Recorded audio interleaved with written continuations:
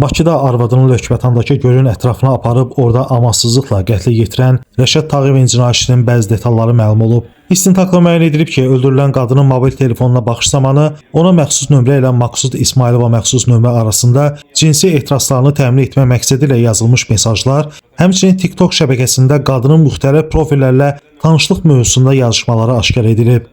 Rəşad Tağıyev məhkəmədə ona elan edilmiş ittihamla özünü qismən təqsirli bilib. O bildirib ki, 2016-cı ildə Cəbrayıl rayon sakini Sevinç Hüseynova ilə ailə həyatı qurub. Nigahdan 2 övladları dünyaya gəlib. Müxtəlif yerlərdə günəmuz fəhlə kimi çalışırdım. Çox vaxt Sevincin evdə olmadığını və uşaqlarının tək qaldığını görürdüm. Harda olduğunu soruşanda arvadı müxtəlif bəhanə gətirərək ya mağazaya ya da həkimə getdiyini söyləyirdi. Təxminən 3 il əvvəl telefonuna zəng gələndə Sevinç onu tanımadığını dedi. Özüm telefonu götürüb cavab verəndə tanımadığım şəxs arvadımı soruşdu. Həmin şəxsin mübahisə edib bir-birimizi söydük. Sevinç zəng edən adamı tanımadığını və mənim yalan danışdığımı bildirdi. Bundan sonra bu barədə Sevincin anası Sehrana danışdım və yoldaşıma telefon işlətməyə qadağa qoyub telefonunu satdım. Amma bir müddət keçdikdən sonra oğlum mənə anasının telefon işlətdiyini və onu balışın içində gizlətdiyini dedi. Həqiqətən oradan telefon tapdım. Qonşularım evimdə yad kişilərin gəlib getdiklərini söyləsələr də Sevinç onların da yalan danışdıqlarını deyirdi. Konkret heç bir sübutum olmasa da Sevincin məni aldatdığını başa düşdüm.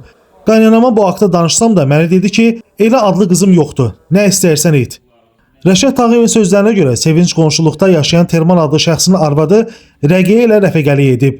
2025-ci il iyunun 28-də Termanın yanında bir neçə nəfərlə evimə gələrək yoldaşının qaçdığını və Sevincin Rəqiyənin hara getməsindən bildiyini dedi. Lakin arvadım heç nə bilmədiyini söylədi. Onlar getdikdən sonra mübahisə edərək Sevincə yalan danışdığını bildirdim. Onu döydüm. Məsələni araşdıranda gördüm ki, həyat yoldaşım doğrudan da qonşu qadının harda olduğunu bilirmiş. Həmin qadının bir kişinin yanında olduğunu deyib onun nömrəsini mənə verdi. Bu hərəkətinə görə çox əsəbləşdim.